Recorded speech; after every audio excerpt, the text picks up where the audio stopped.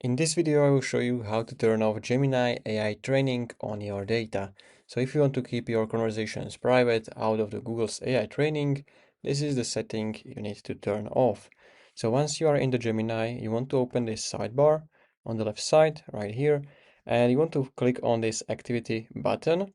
If you don't see that, you can just simply type myactivity.google.com/product/Gemini. I can leave this in the description and you can just open it and you will land on this page.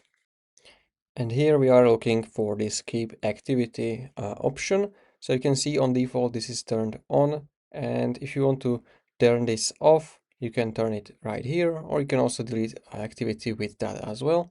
So I'll just turn it off. Then you can read through this, and if you are sure, just click on got it.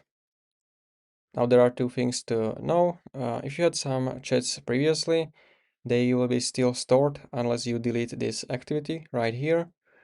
And the second thing is, even if this is turned off, your new chats will be still stored for the 72 hours for safety and to generate some responses.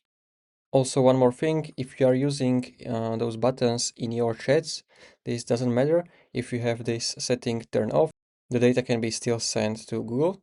So that's it. If you found this video helpful, how you can turn off Gemini AI training, consider subscribing for more tutorials like this one.